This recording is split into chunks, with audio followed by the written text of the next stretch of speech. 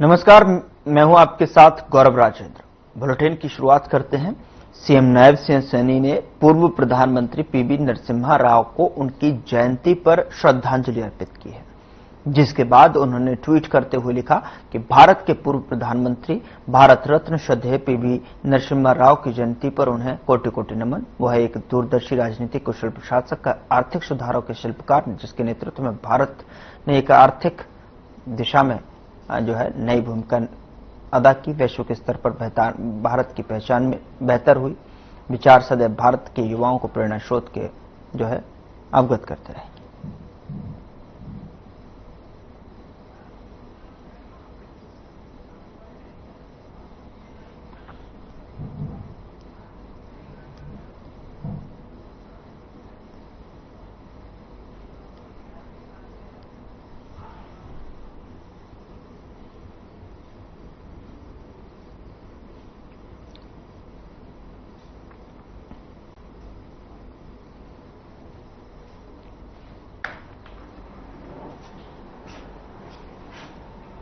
उधर बीजेपी प्रदेश सह संयोजक धूमन सिंह ने कैथल का दौरा किया और इस दौरान बीजेपी चेयरपर्सन सुरभि गर्ग और कांग्रेस नेता रणदीप सुरजेवाला मंच साझा करने पर बयान दिया। साथ ही उन्होंने कहा कि मामले में जिला अध्यक्ष और प्रदेश अध्यक्ष जरूर दखलंदाजी करेंगे और पिछले दिनों हुए प्रोग्राम में कांग्रेस पार्टी के नेता रणदीप सुरजेवाला के साथ मंच साझा किया, जो कैथल की राजनीति में चर्चा का विषय बना हुआ है। वहीं बीजेपी जिला कार्यालय समिति कमल कैथल में मन की बात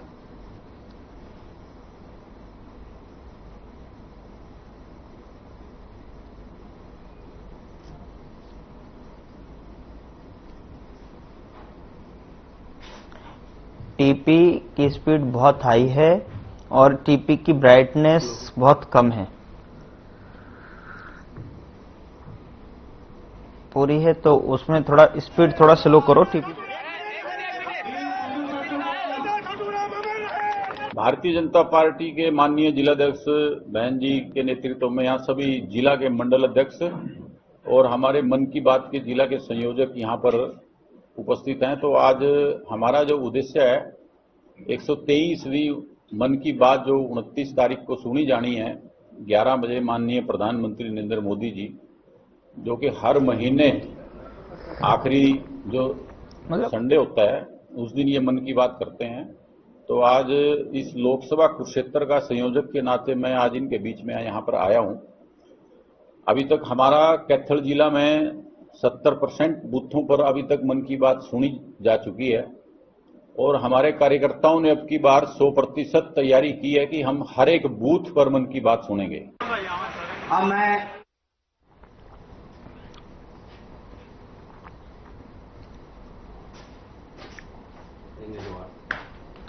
हिसार के चौधरी चरण सिंह हरियाणा कृषि विश्वविद्यालय में आंदोलन पर बैठे छात्रों से मिलने के लिए जेजेपी नेता दिग्विजय सिंह चौटाला पहुंचे। इस अवसर पर उन्होंने कहा कि विश्वविद्यालय की छात्राओं को प्रताड़ित किया जा रहा है, उन्हें हॉस्टल छोड़ने पर मजबूर किया जा रहा है, उनके भोजन की व्यवस्था बंद कर दी गई है। साथ ही उन्होंने कहा कि विद्यार्थियों के अधिकारों को मारने की बीड़ा बीसी विश्वविद्यालय प्रशासन ने उठाया है। खाना हमारा बुनियादी अधिकार है और इसे छीन लिया गया है। इस कृषि विश्वविद्यालय में पहली बार लाइब्रेरी को बंद कर दिया गया है और उन्होंने कहा कि प्रदेश में सरकार सीधी भाषा में बात समझ नहीं आ रही, लेकिन छात्र जो भी फैसला लेंगे हम उसके साथ हैं।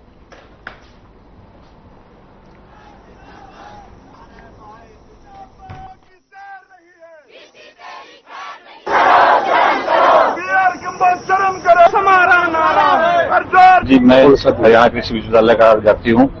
जैसा कि आज हमारा आंदोलन रहा और हमारा दिन काफी नरमाई से गया है। हमने 2 तारीख का बड़ा फैसला ले रखा है यूनिवर्सिटी को बंद करने का।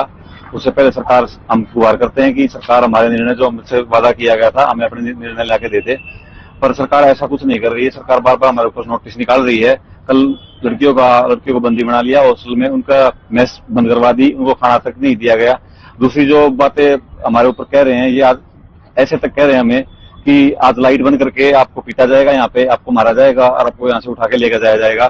तो सीएम साहब ने जैसे कल बयान दिया था, बच्चों आपकी मांगे मान ली हैं, तो हमारी कौन सी मांगे माननी है? ये आपकी ये मांगे माननी है क्या जो हमारे ऊपर बार बार ये संबंध निकाले जा रहे हैं, नोटिस निकाले जा रहे हैं? दोनों हाथों से इनके अधिकारों को मारने का काम सरकार के मुखिया ने और यहाँ के वाइस चांसलर ने जैसे विडाई उठा लिया है।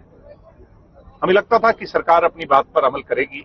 उसके बावजूद जहां उन बातों को जुठलाने का काम सरकार के प्रतिनिधि लोगों ने किया, वहीं अब जो बुनियादी अधिकार है, उसका जो खाने का अधिकार है, उसको भी छीन लिया गया, रहने के अधिकार को भी छीन लिया गया, जबकि अभी एग्जामिनेशन शेष है। पहली बार है कि लाइब्रेरी को बंद कर दिया गया। ऐसे में मुझे लगता है सरकार को सीधी भाषा समझ नहीं आ रही। जिस व्यक्ति के हाथ में ये डिसीजन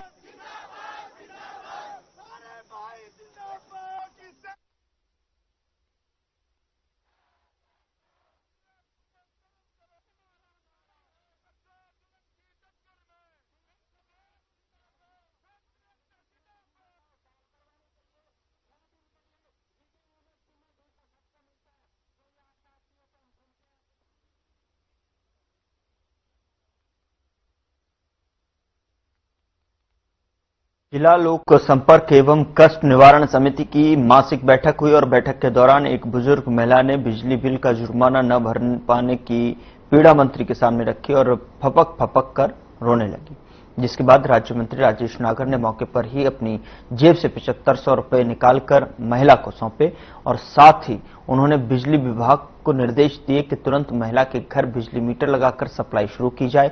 बता दें कि बैठक में राज्य मंत्री ने समिति के एजेंडों में शामिल 15 में से 13 शिकायतों का मौके पर ही समाधान कर दिया और 2 लंबित मामलों में संबंधित विभागों को जो है समाधान के निर्देश दिए। गांव तंगोर निवासी ईश्वरपाल की शिकायत पर मंत्री ने निर्देश दिए। साथ ही उन्होंने कहा कि जब तक किसानों के कनेक्शन का लोड नहीं बढ़ता, उन्हें वास्तविक लोड के अनुसार बिल भेजा जाए और अतिरिक्त वसूली लौटाई जाए।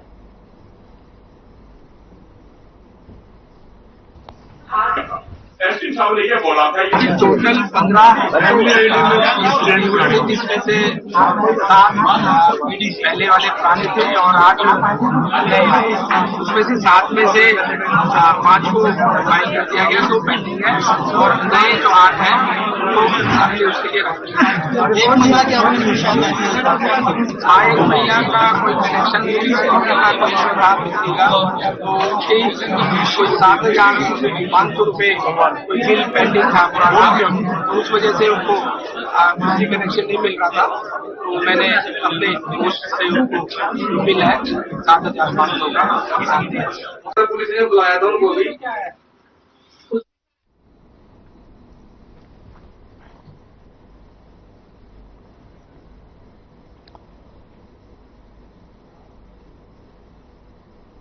उधर संभाल का डीएसपी नरेंद्र कादियान ने थाने का निरीक्षण किया और इस दौरान पुलिस कर्मचारियों के साथ बैठक की और साथ ही उन्होंने कानून व्यवस्था चाक चौबंद रखने के लेकर जो है आवश्यक निर्देश दिए। बता दें कि बैठक में अपराधों की रोकथाम, अधिकारियों और अपराधियों और नशा तस्करों की धरपकड़, महिला सुरक्षा को लेकर चर्चा। डीएसपी ने कहा कि उपमंडल सीमा क्षेत्र में नशा तस्करों की गतिविधियों पर नकेल कसा जाए, सीमा से सटे क्षेत्रों में गश्त को बढ़ाया जाए और वहीं उन्होंने कहा कि नशा तस्करों की धरपकड़ को लेकर अभियान चलाएं। फिलहाल उन्होंने कहा कि अपराध रोकने को लेकर जो है कमेटी सदस्यों और ग्रामीणों को जो है सहयोग बेहद जरूरी है।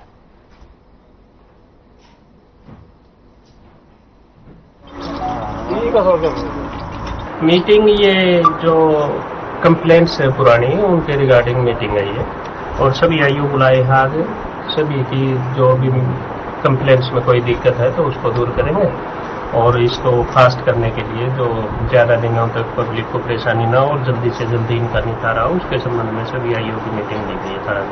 ये पखवाड़ा चल रहा है हमारा पौधारोपण का और मैं आपसे भी ये निवेदन करता हूँ कि आप भी कम से कम 1 पेड़ तो लगाओ। ये लगा रहे हैं यहाँ जितना भी स्पेस हमारे को मिलेगा।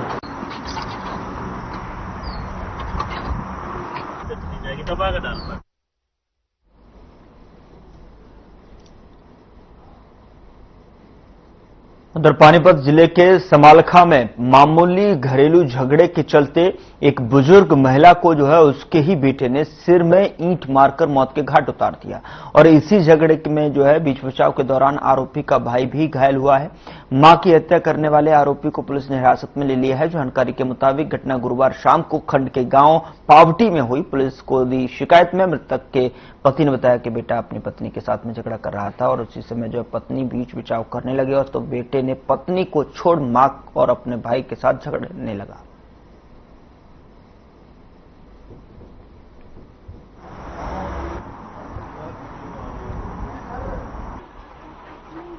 तो काम पे गए हुए थे, सारे जा रहे थे मान लो कंप्लीट।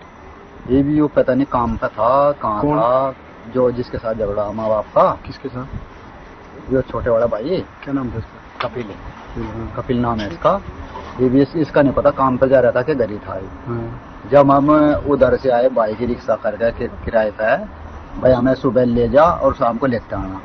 हम तो ऐसे मिले, तो हमें मोड़ पे मिला वहाँ पे, तो आपको क्या पता चला? के पास है तो वहाँ मिला, तो ये और तरह लखाया हमारे साथ। तो हमने परवाह नहीं करी उसकी, तो हम तो चले आए घर पे। यूँ हमारे साथ पहला घर मिला, हम नहीं गए फिर इसके पास, क्यों मका भाई कुछ बात है। हम तो सीधे अगले घर चले गए, मेरा घर अगली तरफ है इसके। तो वहाँ जाने के बाद हम तो खड़े थे, वहाँ मिस्त्री था ठेकेदार, उसके पास काम कर रहा था मैं, तो उसके साथ बतला रहे थे हम।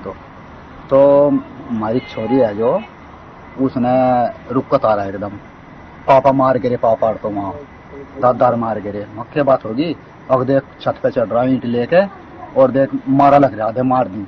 इसमें लेडीज एक्सपायर हुई है, उसके लड़के के ऊपर एलिगेशन है कि उसने उसकी माँ को मारा, ईंट वगैरह मारी है ऊपर से।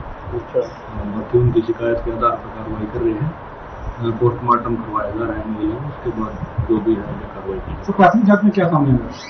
ये इनका कोई लोन वगैरह के पैसों को लेकर लड़ाई झगड़ा।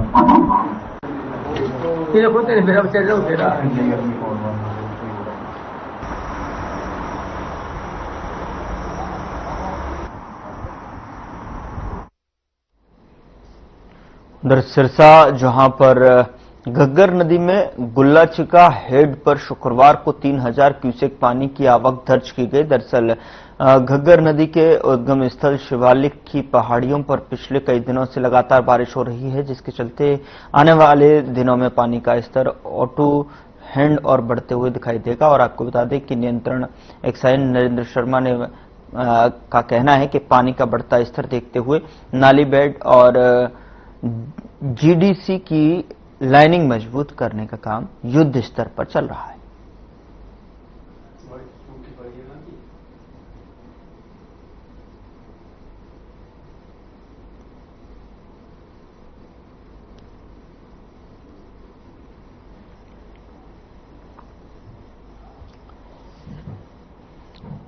भारत में शहरी निकायों के राष्ट्रीय अधिवेशन की तैयारियां जोरों पर हैं और इसी बीच हरियाणा विधानसभा अध्यक्ष हरविंद्र कल्याण ने पीसी कर बताया कि यह सम्मेलन 3 और 4 जुलाई को मानेसर में आयोजित किया जाएगा और इस सम्मेलन का उद्देश्य छोटी विधायिकाओं को मजबूत करना है, जिसमें पंचायत, निकाय और निगम शामिल हैं। सम्मेलन में 550 से अधिक जो है प्रतिनिधि हिस्सा लेंगे और जिसमें लोकसभा अध्यक्ष ओम बिरला, मुख्यमंत्री नायब सैनी और पूर्व मुख्यमंत्री मनोहर लाल भी शामिल होंगे। इस दौरान प्रतिनिधियों को छोटी विधायिकाओं में काम करने के तरीकों के बारे में बताया जाएगा और संसद का भ्रमण भी करवाया जाएगा।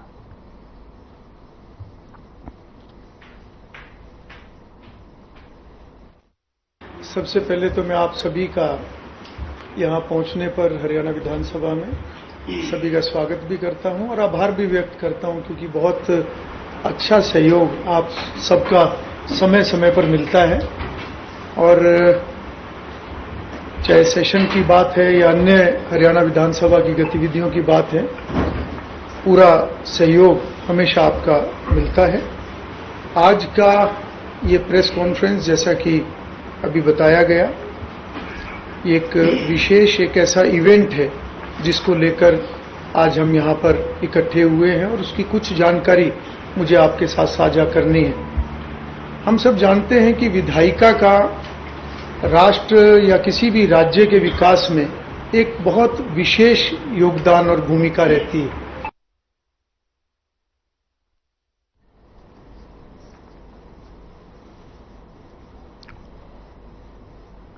उधर कालावानी नगरपालिका चुनाव में गरमाए माहौल के बीच में कांग्रेस की वरिष्ठ नेता और राज्यसभा सांसद कुमारी शैलजा ने बीजेपी को सीधा जवाब देते हुए कहा कि बीजेपी की धमकियों से कांग्रेस डरने वाली नहीं है। हम प्रदीप जैन और मीडिया के साथ मजबूती से खड़े हैं। उन्होंने स्पष्ट किया कि जो लोग सच्चाई और जनहित की बात कर रहे हैं, उन्हें डराने का जो प्रयास बीजेपी कर रही है वह उसकी हताशा का संकेत है। साथ ही शैलजा ने कहा कि कालावाली में जो है कांग्रेस पूरी ताकत के साथ मैदान में है और बीजेपी को अब हार का सामना करना पड़ेगा। बहुत बढ़िया। वैसे भी मंडी में माहौल कांग्रेस के प्रति ही रहा है, चाहे मेरा चुनाव रहा हो, चाहे बल्कि पूरे हलके का, चाहे शीशपाल जी का चुनाव रहा हो, हमें बहुत भारी समर्थन मिला क्योंकि लोगों की आस्था कांग्रेस में और भाजपा की झूठ से, इनकी झूठ की राजनीति से लोग ऊब चुके हैं। यहाँ से हमारे कैंडिडेट है चेयरमैन के लिए महेश जी हैं, महेश गोयल, इनको सबने समर्थन दिया, दीप जी ने भी दिया। और अब आप देखते हैं भाजपा की ओछी राजनीति, धमकाकर दमनकारी नीति इनकी है, लेकिन ये लोकतंत्र है। फरीदाबाद पहुंचने पूर्व उप मुख्यमंत्री दुष्यंत चौटाला ने लॉ एंड ऑर्डर पर सवाल खड़े करे हैं और आपको बता दें कि इसके अलावा उन्होंने एसवाईएल मुद्दे को लेकर भी सरकार को सुझाव दिया है। उप मुख्यमंत्री दुष्यंत चौटाला फरीदाबाद में जिला अध्यक्ष प्रदीप चौधरी के साथ हुई मारपीट के बाद में उनको अस्पताल में देखने के लिए पहुंचे थे और इस दौरान उन्होंने पुलिस पर मामले की सही तरीके से जांच न करने का आरोप लगाते हुए कहा कि उन्होंने पुलिस कमिश्नर से बात की है। सीनियर एसीपी रैंक के अधिकारी की अध्यक्षता में एसआईटी गठित कर मामले की जांच करने के लिए कहा गया है। साथ ही उन्होंने कहा कि आज प्रदेश में कानून व्यवस्था की स्थिति बिगड़ी हुई है। बदमाशों को हरियाणा छोड़ने के बयान को लेकर उन्होंने कहा कि यह बयान पहले भी कई बार दिया जा चुका है, लेकिन उसके बावजूद भी हरियाणा में लॉ एंड ऑर्डर की स्थिति खराब है।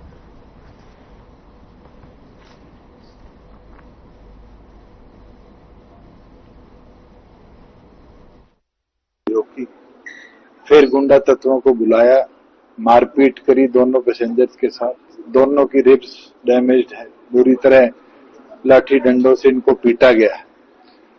और उसके बाद भी 24 घंटे फरीदाबाद पुलिस को लगे एफआईआर करने में। मुख्यमंत्री तो कहते हैं मैं गर्व करता हूं अपनी पुलिस पर। आज पुलिस की ये हालत है कि 15 से 20 लोग इस पूरी घटनाक्रम में इन्वॉल्व थे। उनमें से 3 को एक बार पकड़ा, 4 को कोई आज सुबह या कल रात को पकड़ा है और अभी तक कार्रवाई के तौर पर सिर्फ मूवमेंट दिखाई गई है, उनको बेल दे दी गई। मेरी अभी सीपी साहब से भी बात हुई है, मैंने उनको ये कहा है कि सीनियर एसीपी रैंक के ऑफिसर की अध्यक्षता में एक एसआईटी इस पे बनाई जाए और जितने भी आरोपी उस रात थे, क्योंकि सीसीटीवी फुटेज भी है, उनकी वीडियो उनको प्रॉपरली देखा भी जाता है, उनके खिलाफ सख्त से सख्त कार्रवाई। हरियाणा मंत्री के बयान को किस तरीके से देखते हैं जो दिया गया है कि या तो बदमाशी छोड़ दो या हरियाणा छोड़ दो? मैं तो ये मानता हूँ जब से नायब सैनी जी प्रदेश के मुख्यमंत्री बने हैं, ये बयान एक बार नहीं कई बार उन्होंने दिया है और आप लोग इसको जानते भी हो, देखते भी हो कि हरियाणा में पिछले 1.5 वर्ष में क्राइम किस तरीके से बढ़ा है।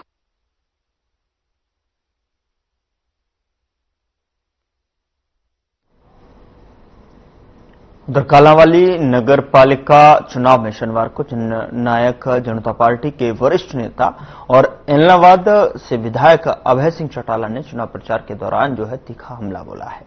दरअसल आपको बता दें कि उन्होंने कहा कि कालांवाली की जनता को जो है अब बदलाव चाहिए और ये बदलाव सिर्फ इनेलो ही ला सकती है। उन्होंने दावा किया कि चुनाव जीतकर इनेलो कालांवाली में असली विकास करेगी, न कि जुमलों और घोषणाओं का। चौटाला ने भाजपा सरकार पर सीधा प्रहार करते हुए कहा कि बीते दिन आई मामूली बरसात ने भाजपा सरकार की विकास की सच्चाई जनता के सामने ला दी है। गली मोहल्ले पानी में डूब गए हैं, ड्रेनेज व्यवस्था फेल हो गई है। यही है भाजपा का 11 साल का विकास।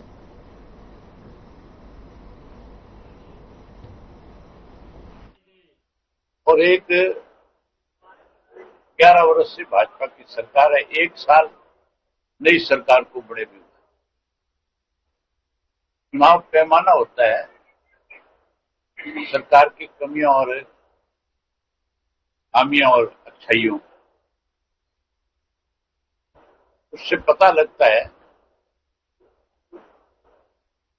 कि सरकार लोगों की इच्छाओं को पूरा कर रही है या कहीं लोगों के साथ विश्वासघात कर रही है। इस चुनाव के नतीजे से इस बात का फैसला होगा एक वर्ष में मुख्यमंत्री ने कितनी दफा लोगों को गुमराह करने का काम किया।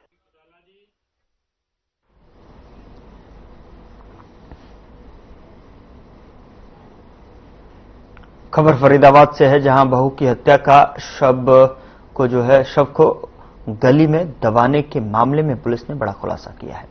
और इस हत्याकांड में पुलिस ने ससुराल पक्ष पर मृतक के ससुर और सास को गिरफ्तार कर लिया था, जिन्हें कोर्ट में पेश करने के बाद में रिमांड पर लिया। तो इस मामले में बड़ा खुलासा सामने आया है।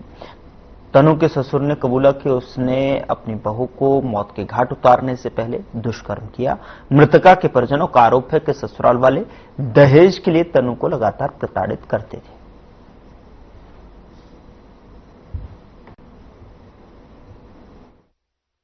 शादी करी थी बच्ची की 2021 में, हमारी लड़की को मार के और इस गड्ढे में दफना दिया है और मिसिंग की एक रिपोर्ट दर्ज करा दी थी। 1.5 महीने से हम पुलिस के चक्कर काट रहे थे। इतने चक्कर काटने के बाद, इतनी मशक्कत करने के बाद आज पुलिस ने बॉडी बरामद करी है यहाँ से। हम चाहते हैं कि जो भी इनके ससुराल वाले हैं उनके खिलाफ सख्त से सख्त कार्रवाई करें। कोई दहेज का मामला था या कोई इस तरह? दहेज का मामला था, हमने तो संपूर्ण शादी करी थी और इनकी हैसियत से सब चीजों से ज्यादा किया था जितना एक बाप कर सकता है। रोशन नगर में जो एक महिला की हत्या करके जो दबाने का मामला सामने आया था, उस संबंध में एफआईआर नंबर 285 पल्ला पुलिस स्टेशन के अंदर पहले ही जो है वो दर्ज की गई थी। इनिशियली जो है ये मिसिंग के जो सेक्शन थे 127 BNS के तहत मुकदमा दर्ज किया गया था। हत्या वाले दिन जो मृतका है उसे दिन के अंदर गन्ने का जूस ला करके उसके अंदर नींद की जो गोलियां हैं वो दी गई थी और रात में जब वो सोई हुई थी उस दौरान जो है उसका जा करके जो है हत्या गला दबा करके उसको अंजाम दिया गया। जो आरोपी जो ससुर है भूप सिंह, उसके ऊपर जो है उसने बताया है कि उसने हत्या। बुलेटिन में मेरे साथ इतना ही, लेकिन अब वक्त हो चला है डॉक्टर राकेश गुप्ता के साथ हमारे खास कार्यक्रम प्लस माइनस का। नमस्कार दोस्तों, आपने सुना होगा कि नारी पुरुष की